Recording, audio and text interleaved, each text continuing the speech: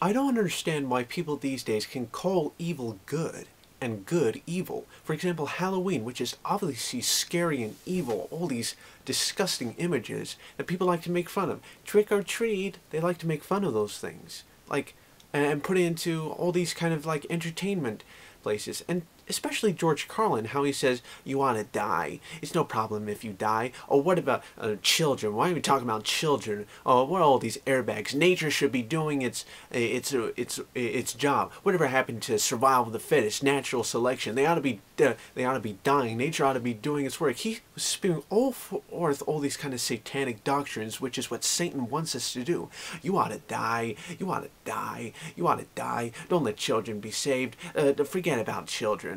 You ought to die. Oh, you've only descended from a dumb animal. Nothing's wrong with you. You're getting better. Like, mutations can make you get better. You're smart enough to think for yourself. You don't need God. You don't need God. Oh, God is religion. And so putting forth all these lies. I cannot understand why George Carlin fell for this kind of stuff. I wonder, if he had been raised in a kindly, loving family that goes to a Baptist church or whatever, he might have been able to truly be motivated that there is a God who loves him, and he was raised in Catholicism, which is nothing but a really anti-Christian, pseudo-Christian, Neo-Babylonian cult of Neo-Babylonian Semiramis worship. I cannot believe he was raised up in that kind of family.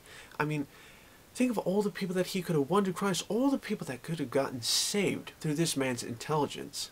George Carlin was a really smart man, but like a lot of people in this world, they use their intelligence the totally wrong way for the totally wrong things. And George Carlin, it's a pity that he died. I wish I could have talked with him. He was so poor.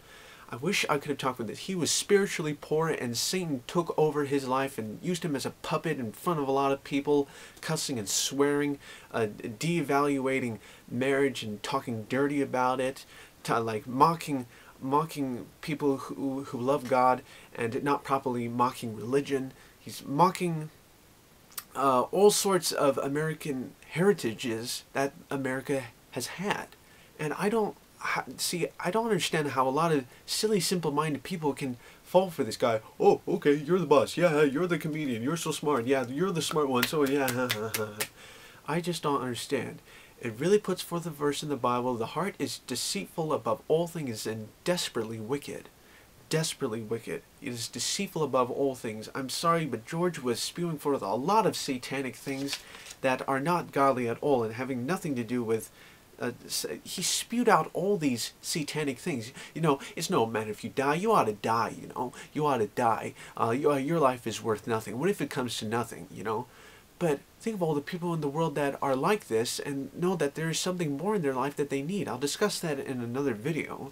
But just thinking all that stuff, it's okay, you ought to kill yourself and stuff like that. That is demonic, satanic thinking. Satan wants you to kill yourself so he can drag you to hell with him. I just don't understand how people can fall for this like evilness, like, oh, drugs, homosexuality, all the satanic like witchcrafts kind of stuff, and like rock on stuff like that. They're calling evil good and good evil. I don't know how more hallucinated this world can come to, but I'm just glad there are a bunch of common sense people out there who are still willing to do the right thing and stay on the path of righteousness for the Lord.